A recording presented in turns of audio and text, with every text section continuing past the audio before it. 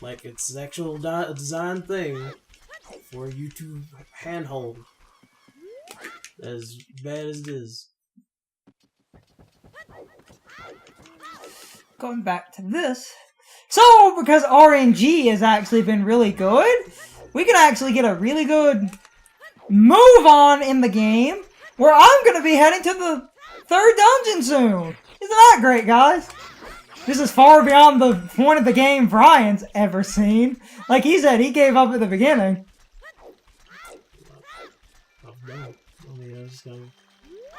We'll be meeting Princess Fist Hit soon. Awesome. It wasn't my type of game, I guess. I wasn't feeling the Zelda. Okay. So. No, I would make the 6th gym a gym that went through the 3 type circles, so that at least one of them would just. If you were a very rookie Pokemon player who liked using your starter in all the situations and were able to get away with it. Okay. This gym would be the one that would knock you down a peg. The next one, I'd have to think of a theme. But it would have another theme and would restrict his Pokemon accordingly. I just realized something. The last one would actually have a very loose theme to Leaving. get you ready for the Elite Four. And the Elite Four would use that kind of logic, but way looser. So they would have a variety of teams, but still have, at least in some facet, Okay. a way to Going back to the make castle. it somewhat easier on yourself until you made it the champion, who would have no way to make it easier on yourself. Well, I guess in theory, for the Elite Four, the entire point of the Elite Four is that it's a gauntlet, and you have to have existent team building skills to beat them, but I wouldn't say that they enforce good team building skills.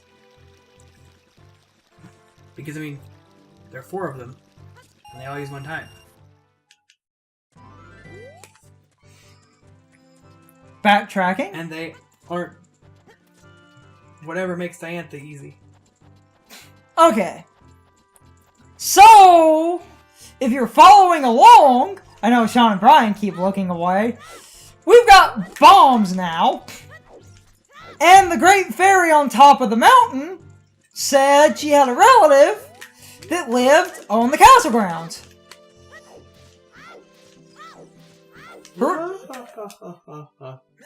Time to meet another Madonna. But anyway. So Brian,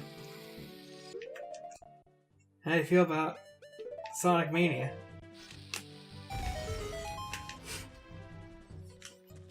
So I refer you back to Sega's bank account.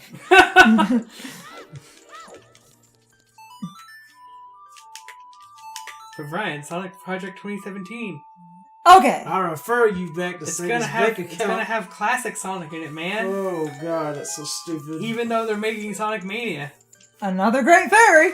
I don't know why they feel the need to have 2 classic Sonics. I mean, there is a series of words that's been going around saying that Sonic Team is just not confident in their ability to make a 3D Sonic game anymore, and the fact that they keep looking for reasons to create 2D Sonic games. Sonic Team did not make Sonic Mania, though. Yeah. Well, okay, but that doesn't help my point.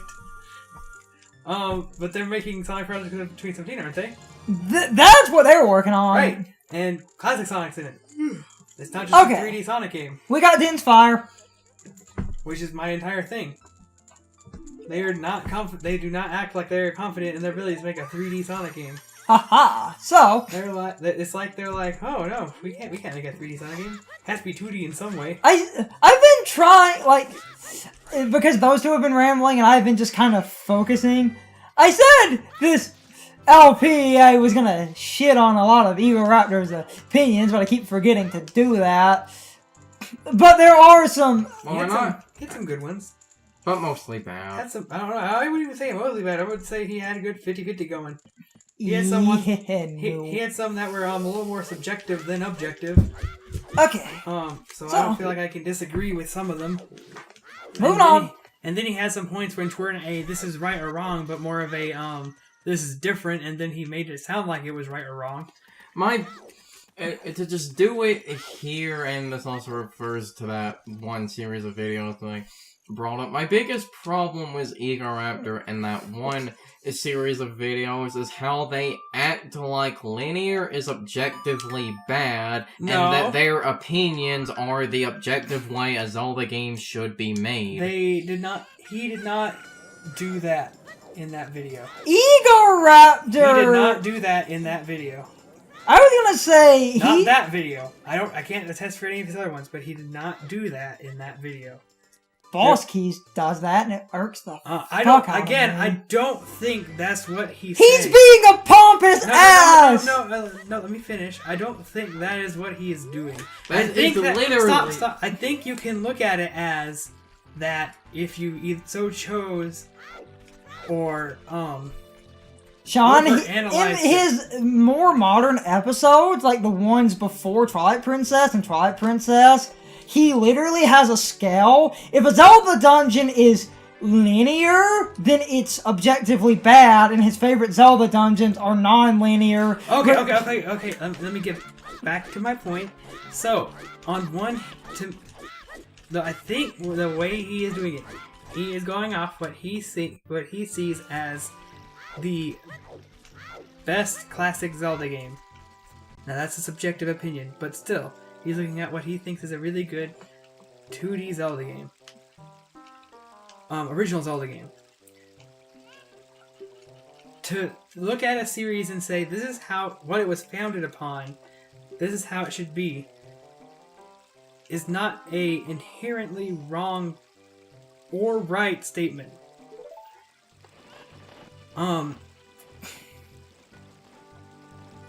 He is judging them based on how they originally were and how they are more like other Zelda games. And it is clear that he prefers. But it has literally turned into... Now, okay, sometimes that does happen. All the fucking time! I have not watched all of his videos. I have, and it's just... Oh, and then... So sorry. I won't watch those videos. And then... I can't talk about those videos. I watched them. I will watch them before our next recording session, and we can talk about those videos. So I'm taking this chicken. So we have to lay off those videos until I can, like, form a Wait. stance. But, based Hold off on. of his Gotta go back. I forgot something. Ocarina and Majora's Mask ones, he had points that were not objectively right or wrong. Okay. But he was defending... He was saying that the non-linear was what it was founded upon, which is true. And is basically judging the games as such. Which is a way that Egoraptor says it in his video. And I can't remember if he was the one who pointed out, or if it was that other guy I watched that made a follow-up video, who was the one who pointed out that it really depends on what you subjectively like more. So for somebody to make a video and say, this is better, obviously a subjective statement. To say whether or not Zelda was founded on one thing and whether or not Ocarina is the same thing, I would say that I agree that Ocarina is not the same, is not founded on the same principles as the original Zelda game.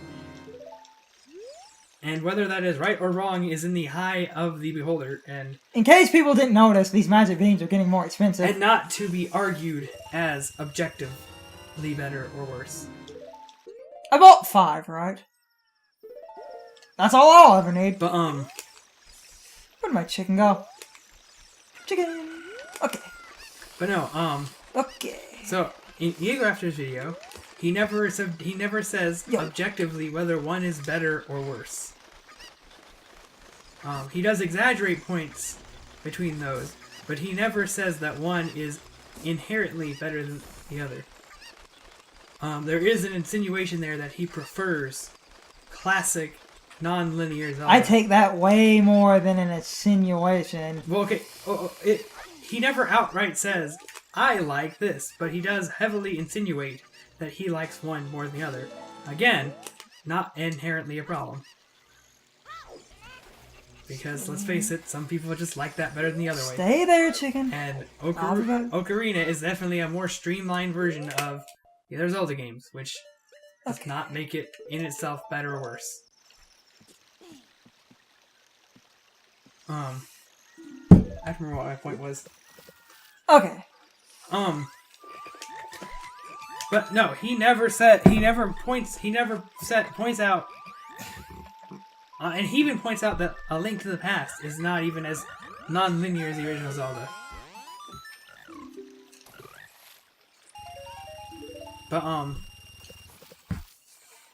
No, he never says that non-linear or that linear is bad.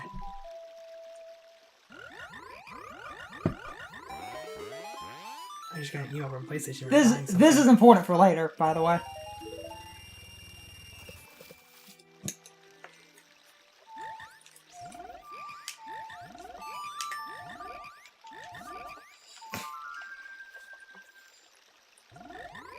Though, I might... This is probably gonna add a lot of...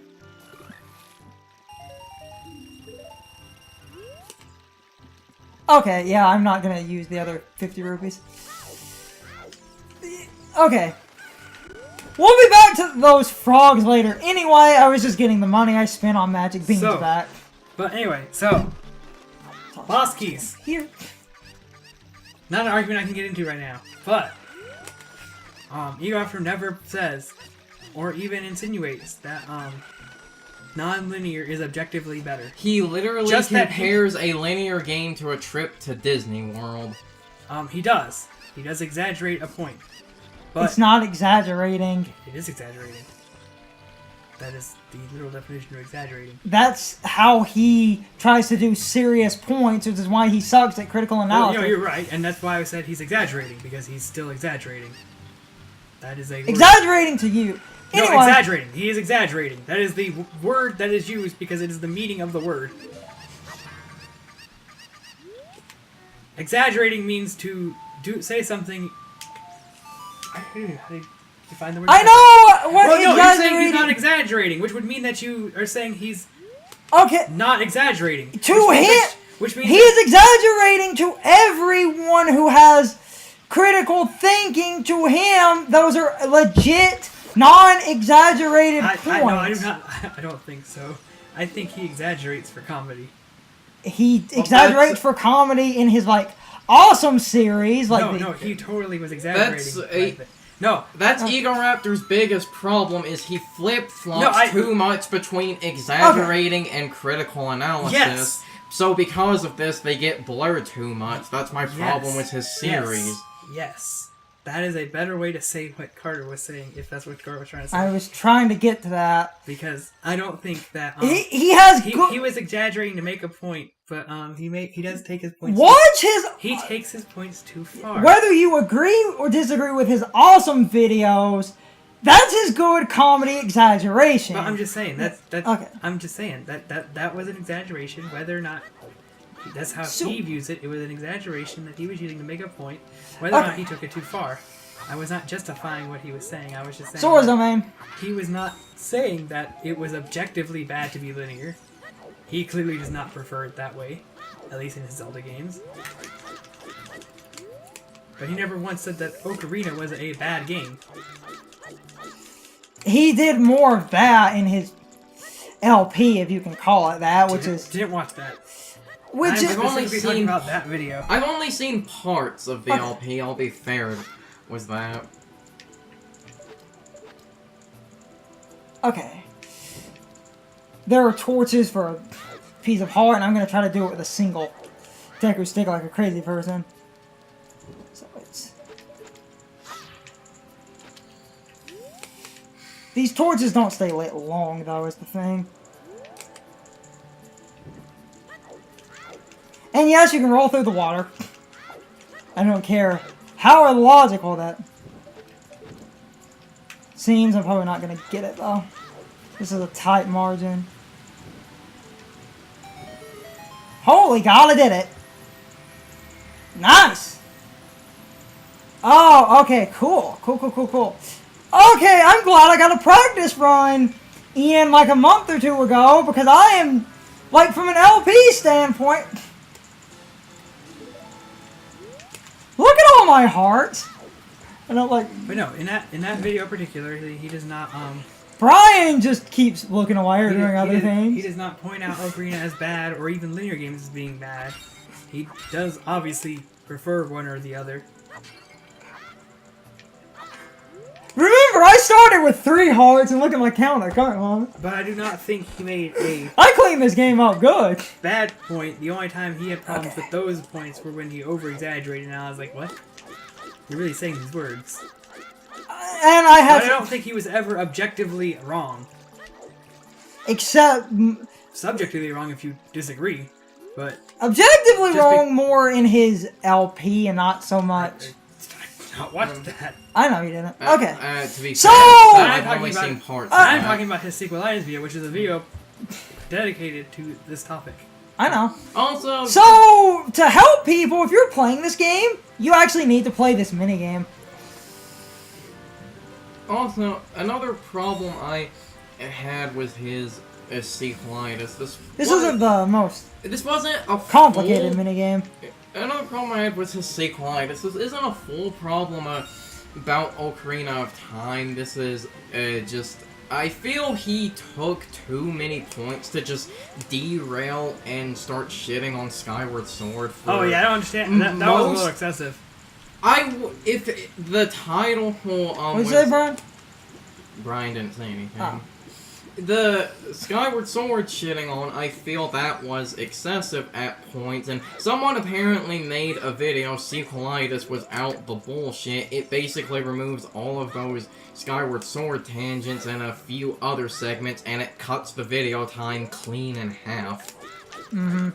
So... I only have a problem with him... Okay, but that does not bring us to the point. I think my that's point being was mostly wrong. My point was the Skyward Sword was that also made the video a cluttered mess. Now we can get... Also, my Yes. problem with that is, if he had thrown Skyward Sword into the title, I would have been less angry about it. Silver's Zora Scowl. My diving ability is now doubled. No, I do not want to play again. Okay, so now, with my diving ability doubled, I can now reach that, right there. I watched someone in a blind ride. They didn't know you had to play that minigame, so they were stuck here. The game is admittedly really unclear about... And you have to come to the lake to get this bottle. If you open that bottle, you'll read the letter. But normally you go back through that hole, but I'm gonna get something, so I need to change my equipment. Hold on. Okay. I just walk out of the lake. Does that note have an X on it? Still going on about that. So, with the game at hand, Sean and Brian up until this point have just been kind of looking away and just, you know, talking about different things. So, if you've been following what I've been doing, because of really good RNG, I've actually been able to get collectibles at a rate, like, that's really, really good. So, because of this, I'm actually moving on to the 3rd dungeon. But, before going to the 3rd dungeon, because I have bombs, if you come here, approach... Normally it's about the point where,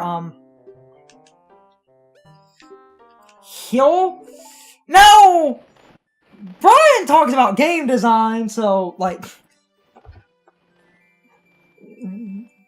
Stop, what I'm about to do is going to seem really random. There's just holes in the ground that you bomb open. But... Well, I mean, this is an older game, so that's okay.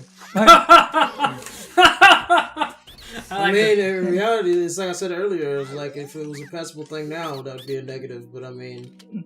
Actually... It would be a secret that people would share about, but the thing about secrets at that time of day and age is that when this came out for the N64, everybody didn't have the internet to where everybody was like, hey guys, did you know that there's a hole? Actually... In the farmhouse?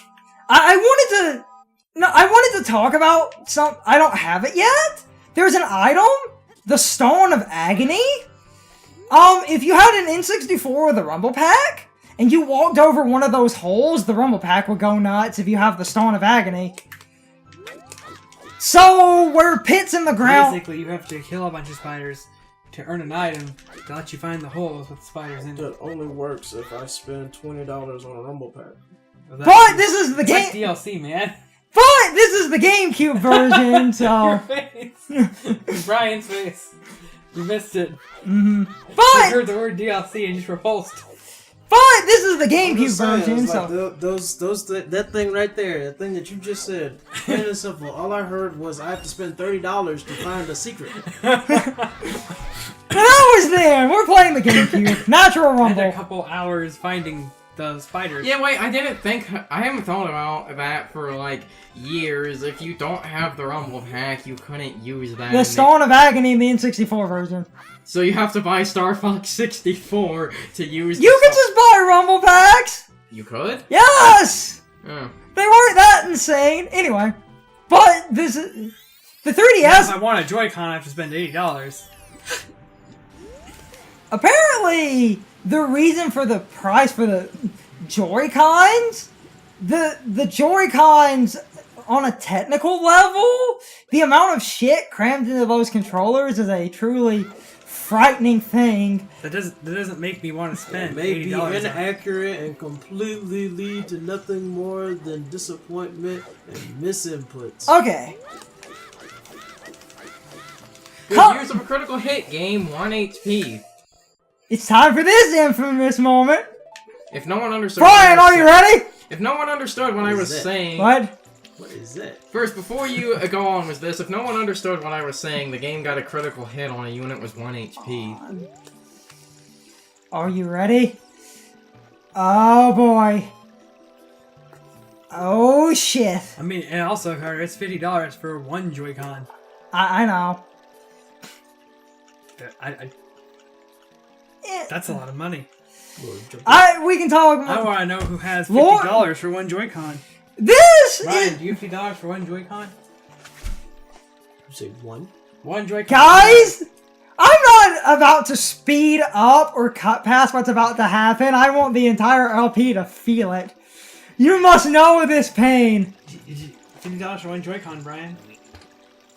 That's almost as bad as $50 for a tech demo. I thought they cut that down to 30. No. This is unskippable, by the way. It's $60, I believe. Bask in it, Brian. $80 if you want two Joy-Con. I think I left the stove on. Let me go check it. That means if you want to play 4-player with your Joy-Cons, you gotta pay You have to pay $100. He at moved. least Okay. $80 to play 4-player with one Joy-Con each. So, If there were such a thing as a game that where, if everyone wanted to use two Joy-Cons, that would cost you, $240. a lot of the games that accept the basic controllers are the Joy-Cons, but a lot of games do accept the Pro Controller, so you could just buy one. It's pretty expensive too, isn't it? You need a fish. Okay. Switch is $300 without a game. Because they didn't want to bundle it, because they wanted to be $300. But to me, that is like the dumbest comment ever. Okay. Because you're just like gonna sit there and tell me, oh well, we want to be $300, so there's no game with it. So you have to spend at least $360 for you to be able to enjoy your console. Where we could have at least, made it like what? What's the combo price? Maybe like $330, and you get a game. That means you get $30 off a game.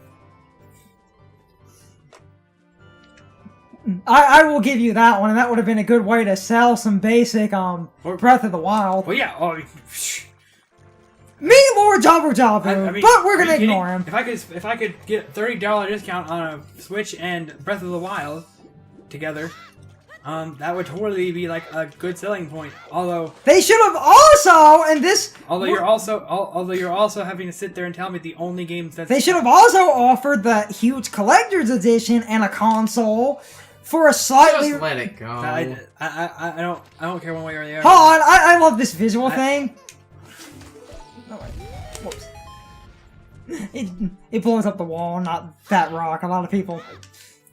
Also, Very Mountain. Also, So, yeah. looking at that lineup, Brian, that lineup. Mm-hmm. What you want to buy for the Switch? We're at the... We're coming up on the next dungeon. All I heard was something about Zelda Breath of the Wild simulator. But anyway, so I'm sitting here and I'm like, people give a lot of shit for games being pushed off or anything else being delayed. But I don't know if I would have been disappointed if I found out they were delaying the Switch until they were done with Look more at good those games. shapes, boys. Madonna boobs, Brian. Realistically, if you could have told me that I could have Breath of the Wild and Super Mario Odyssey, I'll be using this at like launch, once in the LP. and maybe something else, substantial, Maybe twice. you have a game there. Okay. The thing is, for one thing, the most exciting game they've only for what I remember, they only announced 2 super exciting games, and the rest of them are either weird side games or ports of other games. Or not not worth $50. Well, the Splatoon is actually a sequel. That is It true. looks literally like the same game. Splatoon as a sequel, they added a bunch of stuff that people wanted, so it's to fit. And I think I remember hearing that game will do a lot like Splatoon. There were like rumors that it would have free content released after launch, but those are just I believe. But But would that make it an unfinished game, Carson? I said they're rumors. I'm just saying. Okay. Whoever's in charge of Square Enix and Nintendo's marketing must be related or the same person, because literally they came out with the Switch presentation, dropped the ball on marketing. This is Lord Jabu-Jabu. And then we had the Square Enix 30th anniversary stream for He likes members. fish. And literally, they sat there and tried to sell us $1,000 Final Fantasy 15 wine and cups of noodles. Jabu-Jabu likes fish. They announced one game that we knew were coming out, which is a remake of an older game. And I think another game that we also still knew was coming out, and they kind of hinted to a game that might be coming out. And then they didn't announce anything else, and they said, please be excited for Final Fantasy VII. We are now inside Jabu-Jabu's Valley. Yes, and I think we need to cut here, because I have to be up early. It's not a bad place to cut, actually. I was actually waiting for you to get in the dungeon. No, and I get that. So the last image they see will be this. Oh, save. At least there's not cows in the side of his mouth. But we can talk more about that at the actual... Well! Are you winning? Okay, guys, Sean needs to go, and me and Carson had some other stuff to do anyway. I had some editing I needed to finish. See you all next time with more Ocarina of Time. Next time we will get through Jabu-Jabu, and if I keep going at a good rate, I'll be in a door and a good bit into that next time. So that's going to be fun. Anyway, bye. Okay, guys. So my question of the day is, if you ever played Ocarina of Time, did you get stuck when trying to figure out what to do in the Zora's domain? A lot of people don't know you have to play the one mini game to get the silver scale, and that seems to stump a lot of people. So I would like to know if it stumped you, or if you actually figured that out rather easily. And as kind of a bonus question, what do you guys think of King Zora's slow shuffle when he's moving out of the way? I always found that kind of funny, but it also personally annoyed me because that is a huge waste of time, but his slow-ass shuffle is a pretty iconic moment in the game. But anyway, I would really love to know what you guys think.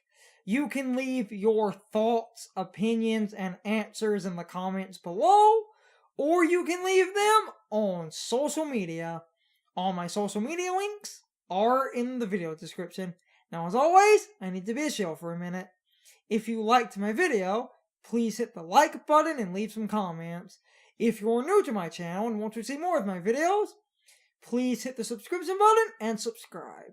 If you're already subscribed, please ring the bell next to the subscription button.